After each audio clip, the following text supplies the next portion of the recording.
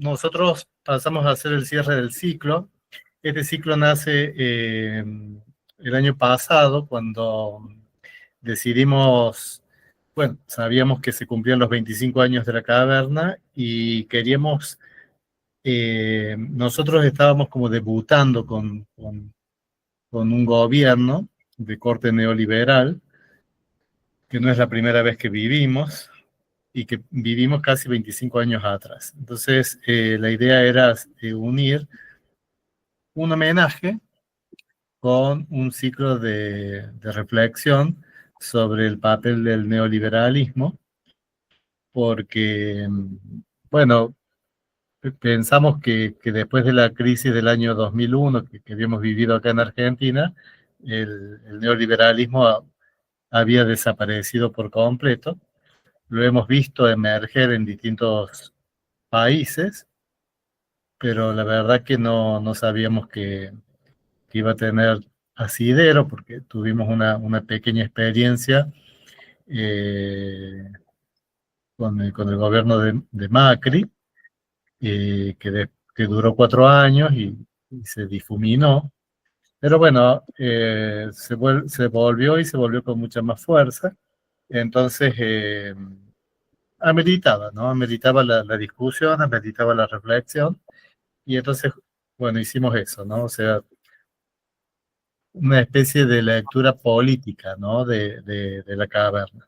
Por un lado, la lectura que hacemos de la caverna siempre, pero no que no se ciñera exclusivamente a lo literario, sino que diera pistas para reflexionar sobre este fenómeno político, cultural, ideológico que estábamos viviendo los argentinos de nuevo, y hacerlo un poco extensivo a Latinoamérica. Por eso esta vez no convocamos eh, investigadores europeos, sino que nos redujimos al escenario latinoamericano, y sí tuvimos la participación de eh, colegas de Colombia, de, de México o de Ecuador, según como se quiere ver, porque la persona que nos acompañó es una ecuatoriana que vive en México y que hizo la reflexión vinculando a los dos países. Y después también tuvimos a nuestros colegas brasileños, una de las cuales nos acompaña aquí, que es María Aparecida da Costa. Y, y bueno, ahora cerramos. Entonces, vamos a hacer un pequeño recorrido de lo que hicimos en este tiempito que empezó en marzo y que concluye hoy. Vamos, Silvia. Bueno, el primer expositor en la apertura del ciclo fue Miguel Colés. Voy a leer un brevísimo resumen de lo que fue su exposición y después voy a ahondar un poquito en ese resumen en algunas cuestiones, porque Miguel fue el único expositor de todo este ciclo que en su momento no tuvo comentarista, porque fue justamente la apertura del ciclo. Entonces hoy yo rescaté algunas ideas de aquella charla y las quiero traer y compartir con ustedes. En abril de este año, Miguel Colés comenzó este ciclo con la exposición La Caverna de José Saramago como libro del desasosiego, una lectura política de los 90. Colés interpreta La Caverna como una crítica literaria y política al neoliberalismo, entendiendo la novela como una imagen dialéctica que refleja las tensiones entre trabajo artesanal, dignidad humana y el capitalismo global. Sostiene que la historia del alfarero Cipriano Algor funciona como espejo de los procesos de exclusión, desindustrialización y pérdida de sentido social que vivió Argentina en los años 90. Ya en un ratito, en ese resumen ampliado que hice, voy a profundizar un poquito en este tema. Voy a mencionar ahora un poquito los ejes por los que pasó Kolev en aquel momento. Dijo que la novela funciona como herramienta de análisis político, ya que anticipa las consecuencias sociales del capitalismo global. También dijo que Saramago denuncia que el neoliberalismo convierte a los individuos en seres inertes, sin capacidad crítica ni de indignación. Dijo con el episodio del secreto de la oveja que ejemplifica cómo el capitalismo manipula al consumidor hasta vaciarlo de conciencia crítica, y también voy a profundizar un poquito en ese punto. También comparó el contexto neoliberal europeo de Saramago con el argentino de los 90 y 2000 y observó un paralelismo con el retorno reciente y actual de políticas neoliberales en Argentina. Kolev enlazó la ficción con la historia nacional, la nuestra, la de Argentina, y puntualmente con el menemismo, la crisis del 2001 y posteriormente el kirchnerismo. Reconoció los intentos de inclusión y recuperación del trabajo en la década siguiente, o sea, haciendo referencia a la del kirchnerismo, aunque advierte sobre el retorno reciente del neoliberalismo. Combinó literatura, filosofía política e historia argentina para mostrar cómo la obra de Saramago trasciende la ficción y funciona como dispositivo de pensamiento crítico frente a los mecanismos del neoliberalismo. Ahora sí voy a ampliar un poquito algunos de estos puntos, como les había dicho. Y en esta lectura política que Kolev hace de la novela, es donde vincula directamente la exclusión y la crisis experimentada por el alfarero Cipriano Algor con la realidad de la desocupación y la desheredad generada por el neoliberalismo en los años 90 aquí en la Argentina. Y en lo personal, quiero remarcar el término desheredad que usó Kolev en aquel momento por lo fuerte, significativo y pertinente. Bien, continúo. Bueno, al retomar el tema con la última elección presidencial que trajo de vuelta el neoliberalismo de manera recrudecida, Kolev sugiere que la novela acompañará una experiencia semejante a la que le dio nacimiento. Y por eso insiste en que la vigencia de la caverna dependerá de los resultados del actual modelo económico. Si transforma a Argentina positivamente, la ficción será acusada de malintencionada. Pero si por el contrario, la situación en la que estamos termina tan mal como en el año 2001, la novela nos brinda la posibilidad de un serio revisionismo histórico que evite repetir errores. Quiero hablar ahora un poquito sobre esta conexión que hizo Kolev en aquel momento entre Cipriano Algor y los afectados por el neoliberalismo en Argentina de los años 90. Y la similitud fundamental radica en la manera en que el sistema desecha al individuo sin que éste haya cometido ningún tipo de falta. Por ejemplo, en la ficción, el alfarero es expulsado definitivamente del sistema por insuficiente. No incumplió en horarios ni dejó encargos sin satisfacer. Su mundo y su oficio simplemente dejaron de ser de un minuto a otro. ¿Y qué pasaba entonces en la realidad en aquella Argentina de los años 90? Bueno, el país experimentó una desindustrialización y un desempleo creciente. El sistema valoró los mercados emergentes en desmedro de los puestos de trabajo tradicionales del país. También Algor, como artesano tradicional, podríamos decir que fue una víctima social. ¿Por qué? Porque su insumo, el barro, y su oficio están subordinados a la rentabilidad y al valor del plástico, como bien lo mencionó antes Violante, ignorando su condición de vulnerable. Y en Argentina, el problema era el desempleo de mediana edad. Galeano, a quien citaba Colef en aquel momento, describe cómo los barrios industriales se llenaron de hombres de mediana edad desempleados. Y ese grupo veía desplomadas sus posibilidades de crecimiento y de trabajo si las empresas se declaraban en quiebra, cosa que era totalmente habitual.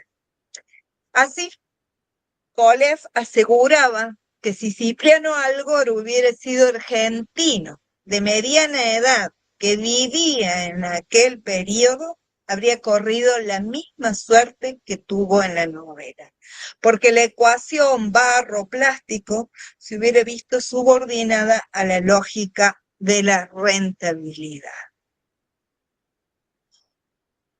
Por otra parte, Colef también abordó la crisis moral y la pérdida de sentido, porque algo reflexiona que él y su comunidad descubrieron que ya no eran necesarios en el mundo. Un golpe a los acuerdos de sentido en los que se habían entrenado. Colef insistió en que el neoliberalismo buscó crear un nuevo ser humano, atomizado, flexible, mercantilizado hasta el tuétano, responsable, pero no inscripto en ningún lugar fijo del proceso productivo. La desocupación del personaje Cipriano Algor es, por lo tanto, el punto donde la ficción enlaza con la realidad pura y dura de los argentinos en los años 90. Y como les dije recién, quiero rescatar también que Colef subraya la importancia del secreto de la abeja. Y dijo que reside en su conexión con la definición de neoliberalismo como un artificio. Y también a partir de Alejandro Galeano, explicó que para el neoliberalismo el mercado es un artificio que debe imponerse a fuerza de leyes y reformas hasta moldear la conducta humana. Y que el secreto de la abeja es la herramienta narrativa de Saramago para ilustrar este artificio. Es el mecanismo diseñado por el sistema para retirar sutilmente al comprador sus defensas interiores que le daban conciencia de su propia personalidad y capacidad de resistencia o autodominio. Cuando Cipriano Algor comprende esta lógica de manipulación y creación de valor artificial, su comprensión del mundo se empalidece porque sabe que está fuera de esa coordenada. La comprensión del secreto le confirma su exclusión, ya que el artificio ha elegido por él. Él ya no hace más falta. Y para cerrar este repaso por aquella exposición de Colef, quiero recordar también y destacar que estas apreciaciones sobre el secreto de la abeja van en consonancia con lo que abordaría Cristina Txegorri en su exposición. Bueno, yo he hecho mi repaso, le toca ahora a Miguel. Clarísimo. Vamos a, yo después de la exposición, que fue como dijo Silvia, una exposición introductoria, en el mes de mayo le tocó a Jimena Rodríguez realizar su exposición y ella la tituló La caverna de José Saramago, y el imperativo neoliberal del rendimiento. Voy a hacer como hizo Silvio, hacer un pequeño resumen de lo planteado por Jimena Rodríguez en esa oportunidad y después algún comentario. Jimena Rodríguez interpreta La caverna como una crítica al neoliberalismo global y a la modernidad consumista representada en el centro, símbolo de la homogeneización, la productividad constante y la pérdida de vínculos humanos. Sobre este tema de la homogeneización también fue interesante la intervención de Violante, ¿no? Propuso una lectura filosófica, ética y política, articulando la crítica social de Saramago con las ideas del filósofo Byung-Chul Han sobre el neoliberalismo y la sociedad del rendimiento, y con la visión de Walter Benjamin sobre la opresión y el progreso. Voy a destacar algunas ideas puntuales que ella fue señalando. Por ejemplo, el centro encarna la sociedad del rendimiento, donde la aceleración y la eficiencia sustituyen la reflexión y el descanso. A partir de Han, Jiménez Rodríguez señala que el neoliberalismo promueve la autoexplotación y la ilusión de libertad. Byung-Chul Han denomina esto violencia de la positividad, donde el sujeto se explota a sí mismo creyendo que es libre y emprendedor. La pérdida del nosotros y la crisis comunitaria es otro de los temas que retoma Jimena Rodríguez, siguiendo a Ham, para analizar la crisis del vínculo social. Inspirándose en uno de sus libros, que es Psicopolítica, Jimena Rodríguez interpreta al centro como una institución de control psíquico. Dice que ya no oprime mediante la fuerza, sino mediante la seducción, la ilusión de libertad y la promesa de éxito. El sujeto sometido no es consciente de su sometimiento. Cuando Cipriano debe destruir su propia losa, Saramago muestra el rostro devastador del progreso. Y Rodríguez, citando a Benjamin, interpreta esta escena como metáfora del ángel de la historia. Jimena Rodríguez sostiene que La caverna denuncia el imperativo neoliberal del rendimiento que reduce la vida al trabajo y al consumo, borrando la identidad y los lazos comunitarios. Sin embargo, remarca, Saramago deja abierta una posibilidad de resistencia, la ética de la pausa, la lucidez y la fragilidad. Como el ángel de la historia de Benjamin, Cipriano mira las ruinas del progreso y elige detenerse. Ese gesto mínimo, que es decir no, encarna la esperanza de un cambio posible, una luz de luciérnaga que persiste frente al brillo cegador del mercado. Este sería como el resumen. A mí me pareció el texto de, ahora un comentario personal, como hizo Silvia también, a mí me pareció un texto muy lúcido el de Jimena. Yo creo que ella encontró en la obra de Byung-Chul Han una manera, primero siento que Jimena domina la obra de Byung-Chul Han a pesar de ser un filósofo contemporáneo y que inclusive tiene a veces recibe algunas críticas, ¿no? Pero que críticas que a mí me parece que provienen de lecturas que no saben acompañar perfectamente la manera en que Han articula su pensamiento. Yo creo que Jimena lo ha captado plenamente. A mí me parece que ya lo trabaja con mucha lucidez. Y el aporte que ella hace al texto de La caverna también me resulta muy lúcido. Me resulta muy lúcido porque han pasado 25 años y si bien el fenómeno de esto que nosotros llamamos neoliberalismo podría ser lo mismo, es cierto que este neoliberalismo recrudecido viene en otro contexto, que extravasa, digamos, el territorio de nuestro país, por ejemplo, ¿no? O sea, viene ligado para decirlo en palabras de Byung-Chul Han, viene ligado a tres elementos centrales, que son la dinámica del capital, la de la digitalización y de la inteligencia artificial. Entonces, a mí me parece que este nuevo fenómeno del neoliberalismo, que tanto nos cuesta entender a través de algunos procedimientos, eh, anclan o anidan en esos elementos, y por eso es que nos resulta difícil, porque nos pone en un lugar de no ser absolutamente contemporáneos a lo que se está viviendo.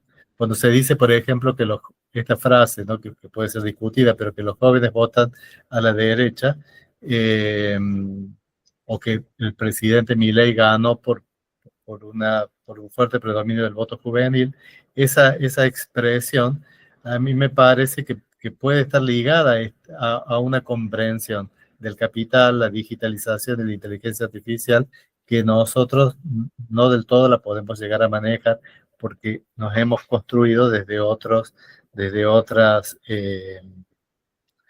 desde otros presupuestos, ¿no? Desde otros presupuestos. Y en ese sentido, a mí me parece que el aporte de Jimena es muy valioso, porque abre una lectura muy renovada, y que probablemente habría que como profundizar mucho más, pero el aporte es notable y es valioso. Bueno, eso es lo que tengo para decir del texto de Jimena. Excelente. Este repaso como aquella exposición, Jiménez. Felicitaciones nuevamente. Voy a pasar ahora al repaso del tercer encuentro, allá en el mes de junio, que estuvo a cargo de la exposición de Cristina Echegorri. Y el título de aquella exposición fue La caverna de José Saramago y el secreto de la abeja. Voy a hacer lo mismo, voy a leer un pequeño resumen y después voy a profundizar en algunos puntos que quiero remarcar hoy. Cristina Echegorri, en diálogo con la caverna, exploró las transformaciones estructurales del capitalismo desde los años 70, la consolidación del neoliberalismo como lógica cultural, política y económica, y el rol del consumo como articulador central de la subjetividad contemporánea. Desde una mirada crítica, propuso superar la resistencia simbólica para pensar alternativas reales que prioricen la vida y los vínculos por encima del capital. Cristina dijo que el centro simboliza el capitalismo avanzado y se hace foco en cómo los centros comerciales reemplazan al espacio público y la ciudadanía se reduce al consumo. También dijo que el neoliberalismo no solo es un conjunto de políticas económicas a través de privatización, de regulación, etcétera, sino una fuerza que transforma la cultura y la subjetividad cambiando el alma. Ya vamos a tocar eso después en un ratito. También habló de la evolución del capitalismo desde los años 70, desde el capitalismo fordista y los estados nacionales a un capital transnacional y deslocalizado, con estados subordinados a la dinámica de acumulación financiera. Recordemos que esta es una de las claves del neoliberalismo, por supuesto.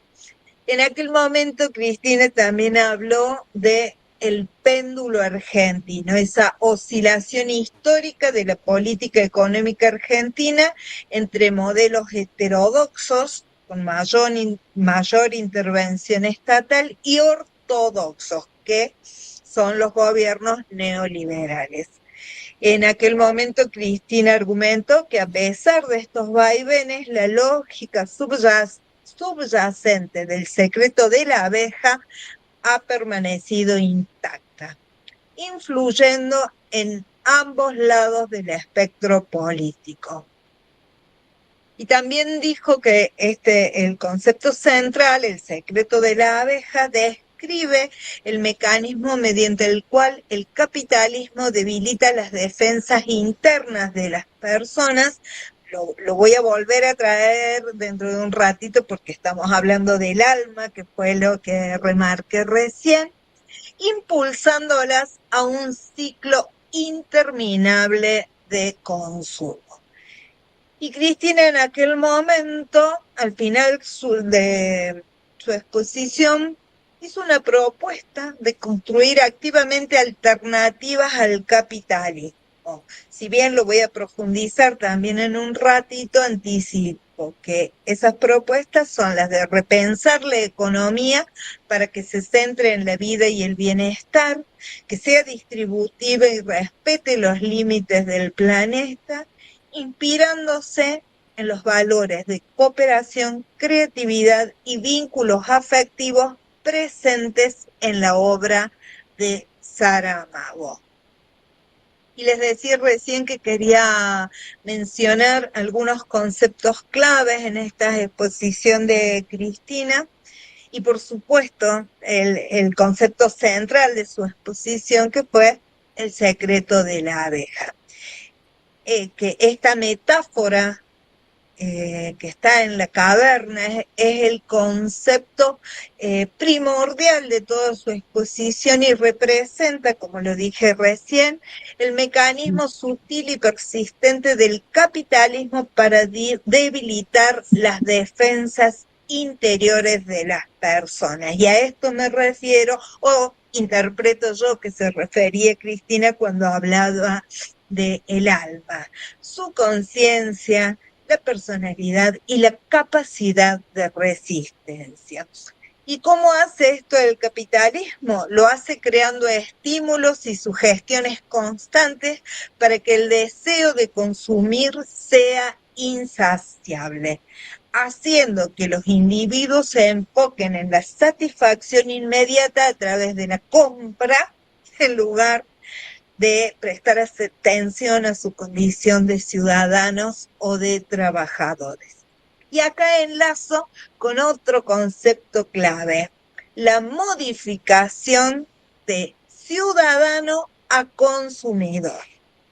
Cristina postuló que en una de las transformaciones más profundas del neoliberalismo fue el vaciamiento de la noción de ciudadanía, que el individuo ya no se define por su participación política o su pertenencia a un colectivo, sino por su capacidad de consumo. Que esta participación política fue reemplazada por el acto individual y a menudo indiferente, pero persistente y constante, que está en el comprar y comprar. En la era neoliberal, la explotación tradicional da paso a una forma más eficiente, la autoexplotación, otro concepto clave. A través de la figura del emprendedor o el trabajador de plataformas, ya sea Rappi, ya sea Uber, Didi, cualquier tipo de plataforma, el individuo se convierte o cree convertirse en empresario de sí mismo y asume los riesgos y asume también el agotamiento que eso conlleva. Mientras tanto, las ganancias se concentran en entidades invisibles, tal vez en cuentas offshore. Y esto viene acompañado de una sensación ilusoria y terrible de libertad, lo que encima lo hace más efectivo. Y este es el punto en el que coinciden Cristina Echegorri y el análisis de Jiménez Rodríguez, que recién bien mencionó Miguel. En definitiva, el secreto es que el sistema logró que las personas bajen la guardia interna, aceptando la lógica del mercado como única forma de vida posible. Bueno, como podemos observar, Cristina obviamente es muy crítica, duramente crítica con la naturalización de la lógica capitalista y recordando sus palabras, donde parece que es más fácil imaginar el fin del mundo antes que el fin del capitalismo. Y recuerdo también que sostuvo que la solución no era simplemente resistir o volver a un modelo anterior, sino que debíamos cerrar la puerta del horno y partir tal cual los personajes de Saramago. Pero no quiero terminar este repaso sin mencionar, como lo había anticipado también, las propuestas que Cristina dio hacia el final de su exposición, que era para construir alternativas que vayan más allá de la dicotomía mercado versus Estado. Y en aquel momento ella las hacía como preguntas retóricas, pero que en realidad invitaban a poner la vida en el centro de la economía y la sociedad, diseñar economías distributivas y regenerativas en lugar de enfocarse únicamente en el crecimiento, reconocer los límites que pone y que tiene nuestro planeta y nuestra interdependencia con la naturaleza. Y también dijo que debíamos superar la melancolía de la izquierda y amar más al mundo que a las propias ideologías para poder transformarlo. Así, la caverna de Saramago es un ejemplo de estas alternativas. La economía de Cipriano Algor no está separada de sus vínculos familiares y afectivos. El valor de uso prevalece sobre el valor de cambio y el trabajo está imbuido de amor y de creatividad. Ese fue el repaso por la charla de Cristina Echevarri. Bien, seguimos ahora, creo que es el turno de Eve Gargiulo. Voy entonces a tratar de ser concisa y rápida al mismo tiempo con esta conferencia o con esta exposición, en realidad esta charla, este diálogo se inicia la segunda parte, lo que Miguel contó, que es la invitación a los expositores o al resto de colegas que trabajan en Latinoamérica, y un poco era para ver la mirada y la recepción de la caverna entonces y ahora, o sea, cómo se lee la caverna 25 años después. Y Jaime Sánchez Naranjo, desde Colombia, nos presentó una visión y una exposición que llamó A un cuarto de siglo, una humanidad apellidada Algor. Él lo que va argumentando es que la obra en su momento fue y es un oráculo que alegoriza y critica ferozmente las consecuencias deshumanizantes del sistema capitalista, neoliberal y consumista. Sostiene que un cuarto de siglo después, la sociedad se ha convertido en una humanidad Algor, reflejando la distopía descrita por Saramago, donde la técnica, el mercado y la inteligencia artificial arrinconan la dignidad humana. Para ello él traza un paralelo directo entre la obra de Saramago y La fábrica de la infelicidad del filósofo Branko Bifo Berardi, que plantean una visión crítica pero a la vez poética de la sociedad y de la humanidad, y coinciden precisamente en esa crítica a un sistema que impone la homogeneización, que beneficia a unos pocos y somete a la mayoría a seguir patrones económicos postindustriales sin ningún tipo de discusión, con un sometimiento borreguizante, me acuerdo que fue el término que él utilizaba. Entonces lo que él propone, ¿no es cierto?, es una descripción de la sociedad contemporánea como patológicamente consumista, donde comprar, contraer deudas, usar tiendas online, o atender todas las promociones se han vuelto hábitos profundamente entronizados. Y precisamente en esta relación con lo que venía diciendo recién Silvia y con lo que postulaba Cristina, en eso que la ciudadanía se reduce al consumo y que el ciudadano es como un consumidor, es donde él ve en esto precisamente es que la humanidad se ha vuelto cada vez más algor en buscar esa identidad que pueda escapar de esta forma de ser sociedad, ¿no? De ser una sociedad de consumo. Por otro lado, critica la obsesión por una belleza ostentosa, la exhibición superficial. Se trabajó un poco el tema de las redes, de cómo la dependencia de la validación social hoy está basada en una azotaina psicológica de likes, de visualizaciones en redes sociales, de aceptación a través de esto. Y por eso también la relación con la mirada, en La Caverna se ve como una denuncia de esa humanidad que está desmoralizada, fatigada y corroída, donde la gente se encuentra huérfana, dice una orfandad humanística, dijo Jaime, sintiéndose aislada y despojada de sí misma. Entró en la situación, hablando de Colombia específicamente, hizo un marco en donde cuenta cómo, a pesar de las políticas colombianas, Saramago, con toda su historia y sus proyecciones, fue recibido con mucha cordialidad, pero digamos, la bienvenida que tuvo y las charlas que dio en ese momento, pero argumentó que Colombia en ese momento era precisamente el ejemplo de las dinámicas de las novelas.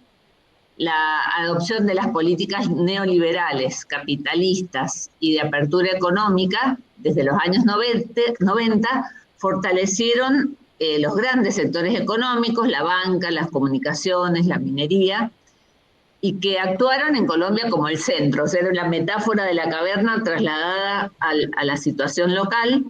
Y las políticas liberales promovieron explotación, autoexplotación de ciertos grupos que, como dice Saramago, construían un grupo para los ricos, y los otros grupos, los artesanos, los pequeños comerciantes, la fuerza laboral, los Cipriano Algor, sufrían la zozobra y ven extinguirse sus modos de vida.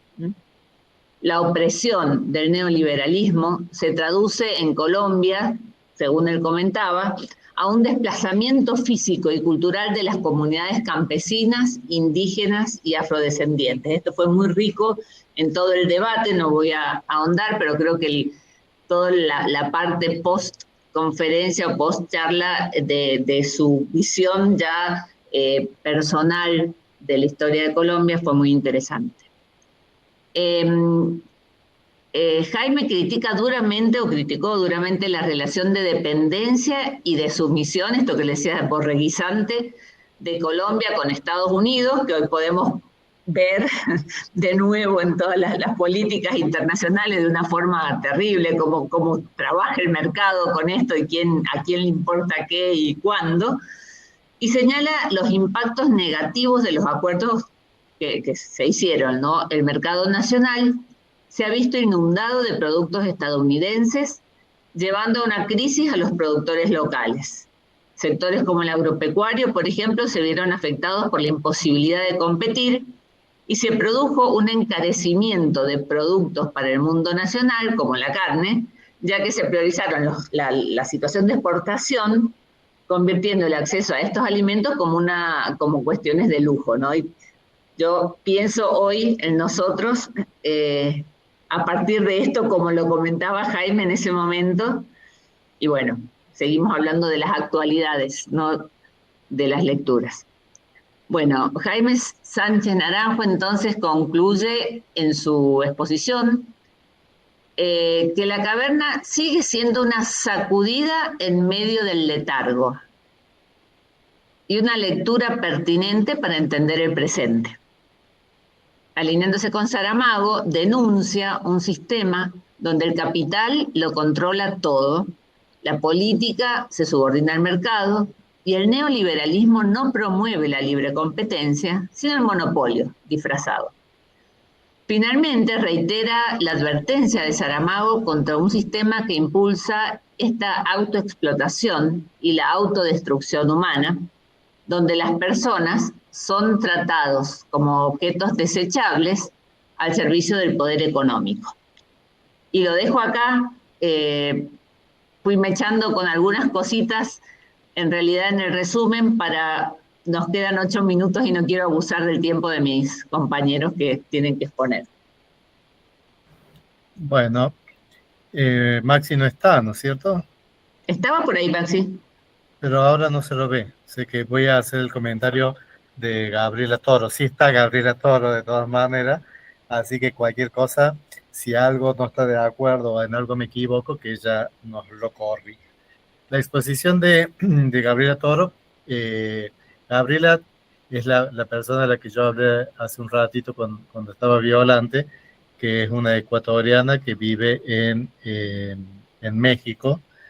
Tiene una mirada muy particular de los fenómenos sociales. Yo la acompaño siempre en sus posteos y yo sabía de su mirada crítica ante el fenómeno, ante los fenómenos sociales, pero nos sorprendió con una exposición que fue muy emotiva. O sea, hemos descubierto una escritora, una ensayista, que realmente es capaz de ir a lo más profundo, pero con un lenguaje sumamente que invita, ¿no?, al acompañamiento. Ella hizo su exposición, la presentó en el mes de septiembre y la tituló Del trópico de Cáncer al Ecuador, las periferias de la caverna. Ella analizó la caverna conectando sus temas centrales con las crisis neoliberales de finales de siglo en Ecuador y México. Utilizó las imágenes verbales de las periferias de la novela, las chabolas o los suburbios, para reflexionar sobre la resistencia colectiva, el despojo y la crítica ética de la narrativa de Saramago. Describió el centro como la representación física del capitalismo del siglo XXI y una fantasmagoria que vende ilusiones y consume todo a su paso. Para ella el centro se presenta como un contenedor de todo lo necesario, pero enfocado solo en el consumo y no en la convivencia. Y en contraste, las periferias son los espacios marginales, habitados por los nadies. Ella citó a Galeano cuando usó la expresión. Lugares descritos como aglomeraciones caóticas, donde sus habitantes son vistos con miedo y prejuicio. Y además trazó paralelismos entre la ficción de Saramago y dos crisis concretas de los años 90. Voy a marcar algo de las crisis, pero con lo que uno pudo entender, ¿no? La de Ecuador, que se produce entre 1998 y 1999, rememoró la crisis económica que llevó a la dolarización, detalló el feriado bancario, el congelamiento de depósitos y la hiperinflación del sucre. Y dijo que esta crisis fue resultado de políticas neoliberales, de regulación financiera y corrupción, como los créditos vinculados a empresas fantasmas. Y la otra que trajo a colación es la de México, que fue en 1994, que ella contrastó la entrada en vigor del Tratado Libre Comercio de América del Norte el 1 de enero de 1994 con el levantamiento del Ejército Zapatista de Liberación Nacional ese mismo día. El Tratado de Libre Comercio de América del Norte es visto, citando a Cristina Rivera Garza, como la claudicación del gobierno frente al mundo rural, convirtiendo a los campesinos en manos de obra barata. Y el Ejército Zapatista de Liberación Nacional representa el ya basta de los pueblos indígenas contra siglos de explotación y desprecios. Toro Aguilar destacó la solidaridad como respuesta al despojo, contrastando el estereotipo del habitante de la periferia con un evento de la novela, que es cuando el hombre de las chábolas le ofrece ayuda desinteresada a Cipriano. Y a partir de este ejemplo, así como lo hizo Violante con el uniforme del guardia, ella lo vinculó a la resistencia colectiva real. Las protestas populares e indígenas en Ecuador que derrocaron al gobierno Jamil Mahuad en el año 2000, sostenidas por la organización y ollas comunitarias. La lucha zapatista y otras comunidades en México que se organizan por la comunalidad y la vida digna contra la propiedad privada. Y después trajo a colación una imagen muy, muy fuerte, la de las madres buscadoras, ¿no? Las madres buscadoras en México y las familias en Ecuador que buscan a sus desaparecidos, resistiendo al olvido y la violencia en medio de la tormenta de la crisis civilizatoria. Toro Aguilar concluyó que el final de la caverna no es una huida individual, sino la fuga de un colectivo de desobedientes. Leer la novela hoy desde América Latina es un respiro que moviliza a pensar en colectivo, este presente de tormentas, y a no abandonar la búsqueda de otros horizontes. Bueno, ¿seguimos entonces con Jimena? Voy a comenzar con María.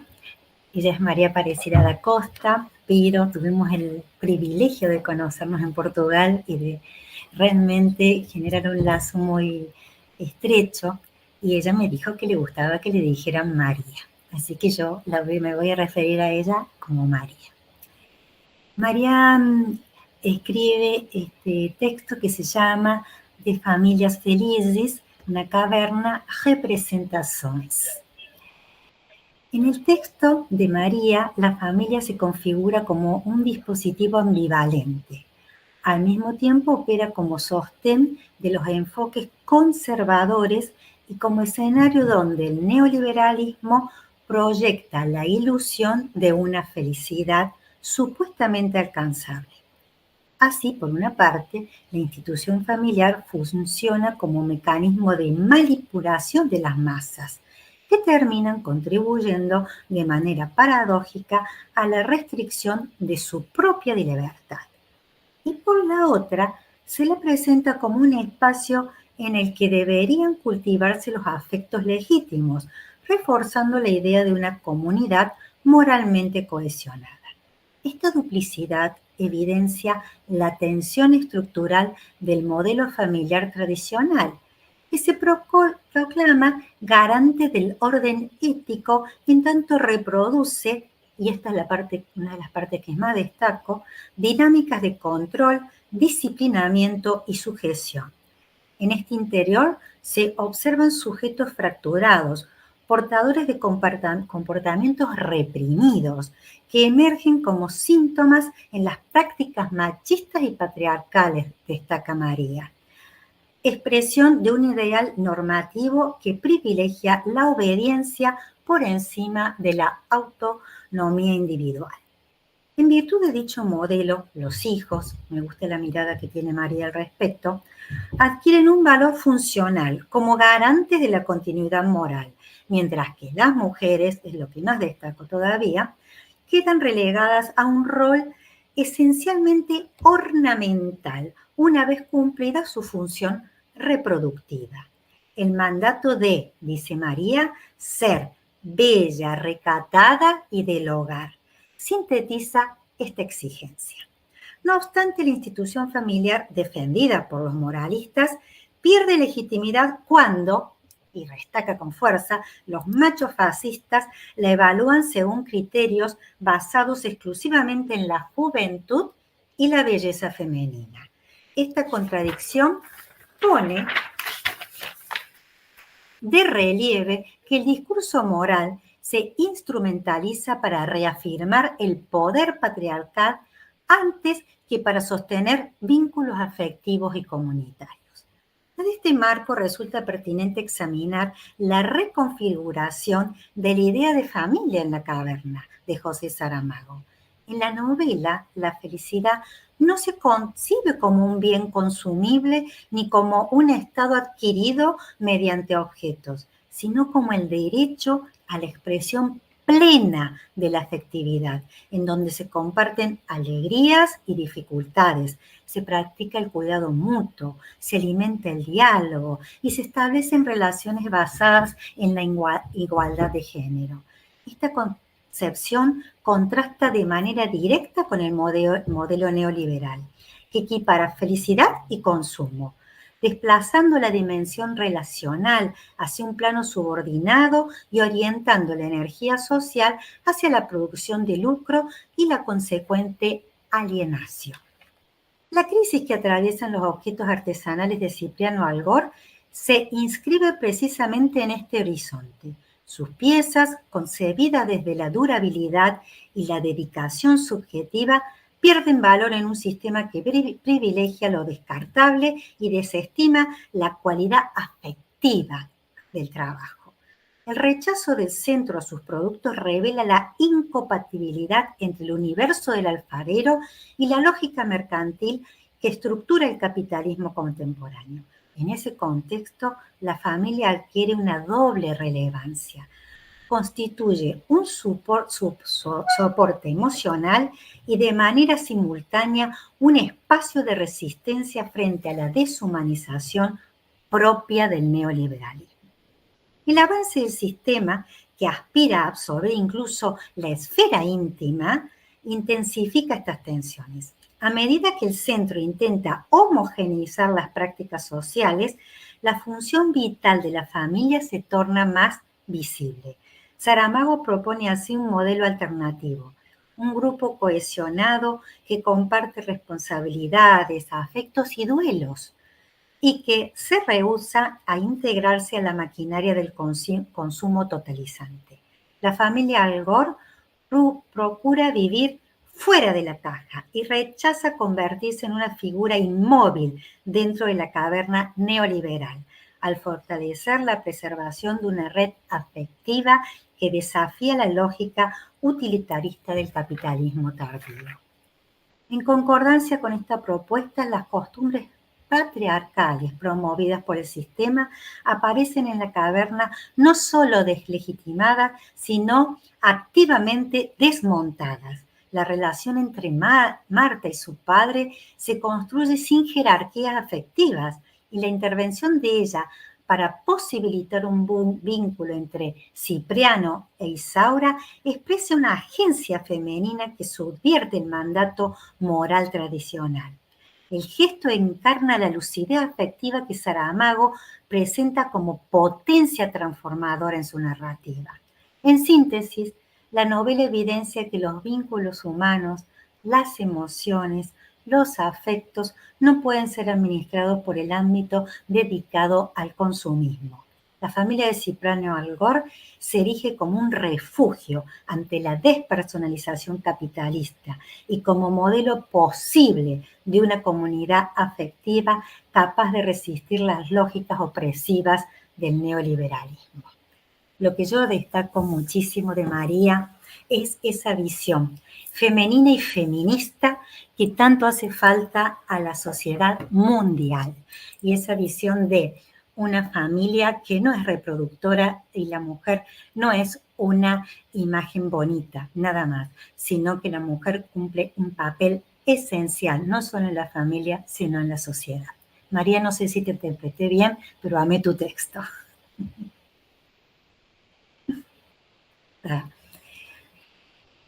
Después, a mí también está Pedro, que ese día intervino. Si ustedes quieren, leo lo Pedro, ustedes me dirán.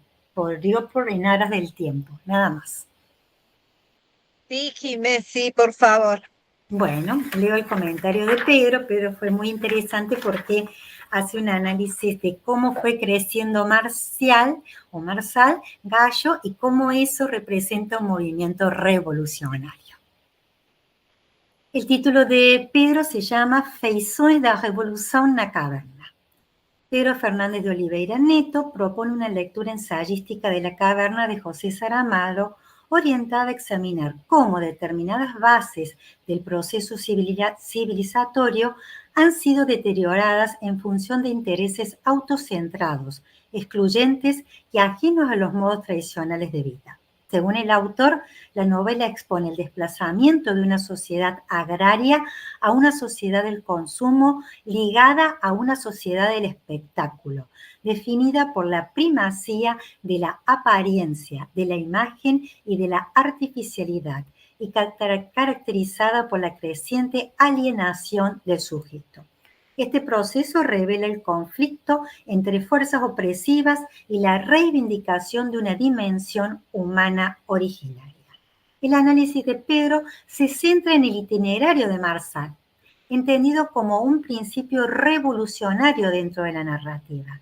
En un inicio, Marsal es presentado junto al suegro como un vigilante del centro, configurado como un hombre unidimensional, dice Pedro, circunscriptos por los límites y preceptos de la institución. Representa al sujeto determinado por la circunstancia, fiel ejecutor de sus obligaciones y habituado a no interrogar el sentido de lo que hace. La crisis de la producción de la alfarería, un episodio doloroso para Cipriano, funciona para Marsal como una señal de que el destino cerró una puerta y abrió una ventana para el suegro.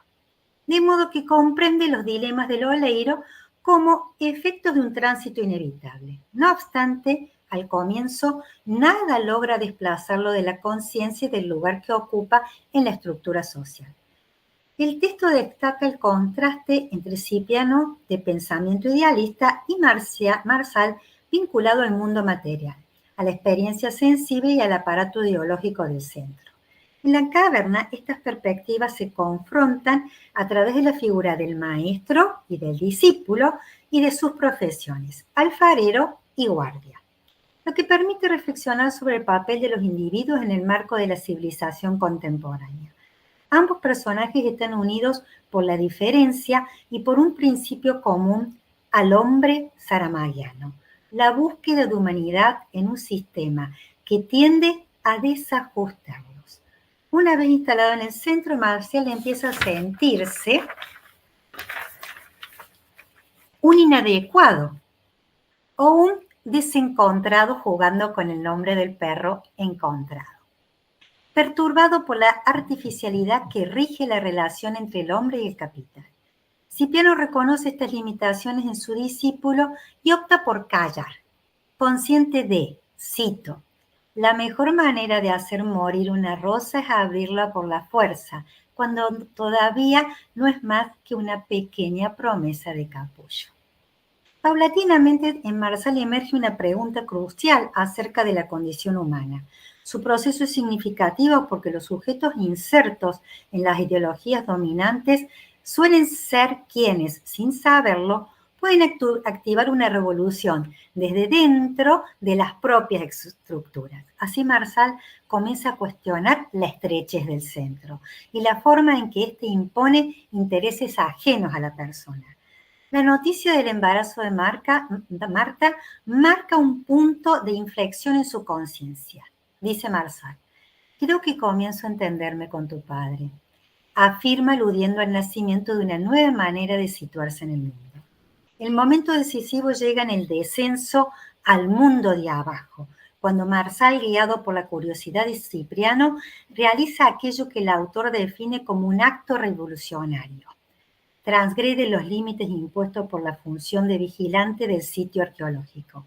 El gesto se intensifica cuando confronta, junto con Cipriano, la imagen de los prisioneros en el subsuelo del centro, la imagen de sí mismo. A partir de esa visión, Marsal comprende que no podrá readaptarse y decide presentar su renuncia, seguida de la huida. Esta fuga admite dos lecturas. Una negativa, que supone el triunfo del capitalismo avanzante y la sofocante fuerza del centro, y otra positiva, que expresa la subversión del modelo de satisfacción represiva y el abandono de la certidumbre interiorizada. Lo revolucionario en esta salida es el descubrimiento de que hasta ese momento sus vidas habían sido moldeadas por la forma pura de la servidumbre, ejercidas por las fuerzas económicas. El artículo concluye que la caverna revela la existencia de un sistema totalitario, no solo sustentado en el terror político, sino también en una coordinación económica técnica que explota crecientemente al sujeto. El centro funciona como una alegoría de ambos sistemas de dominio, mientras que los individuos con sus conciencias adormecidas contribuyen a su reproducción en tanto permanecen confortables con sus bienes de consumo y no desean instituciones distintas de aquellas que los dominan. La travesía de Marsal simboliza en este marco la capacidad de distinguir entre necesidades verdaderas y falsas, así como la posibilidad de recuperar la libertad de ser uno mismo. Bueno, pero estuvo fantástico en su exposición. Muchísimas gracias, Jimé. Nos hemos pasado de horario unos minutos, cosa que era un poquito previsible incluso, y también es comprensible. Yo por mi parte no tengo más que decirles gracias a todos, a todas por acompañarnos durante este ciclo. Y quiero comentarles que estos resúmenes más o menos de lo que trataron estas charlas podrán encontrarlas en el blog de la Cátedra Libre José Saramago.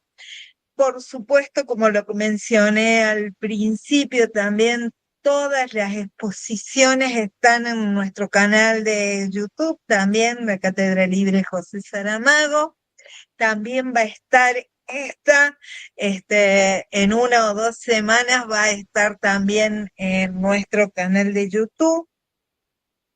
Y contarles que estamos en tratativas para la publicación de un libro que contenga todas las exposiciones a texto completo. Ya venimos trabajando en ello, así que en cuantito tengamos novedades, por supuesto, las compartiremos.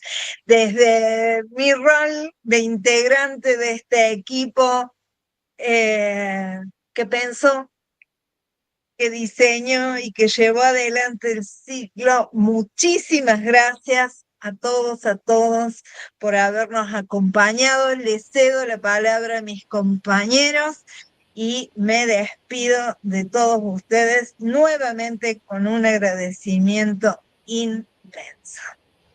Te agradecemos enormemente a vos, Silvia, y a todos los que participaron. Muchas gracias. Bueno, yo también me sumo a las palabras de Silvia. Creo que ha sido muy productivo para nosotros el pensar, repensar, y me parece que los objetivos se cumplieron. Así que muy satisfecho. Muchísimas gracias a todos, y creo que ha sido en este año tan convulso, como decía Jaime, con tantas cosas, la posibilidad de seguir pensando y pensándonos en este espacio ha sido alentador, digamos, ha sido en cierta forma encontrar quiénes y con quiénes pensar, y eso ha sido muy lindo, muy provechoso, y espero que podamos seguir encontrándonos y compartiendo este tipo de lecturas, escuchándonos. Creo que ha sido hermoso poder leer y participar de estos encuentros. Gracias, Eve. Obrigada, abraço a todos. Abrazo, María. Beijo para o Pedro Seguimos, también. besos. Muchas gracias. Daniela, Muchísimas beso. gracias a todos. Daniel, chao. Obrigado a todos. Obrigada.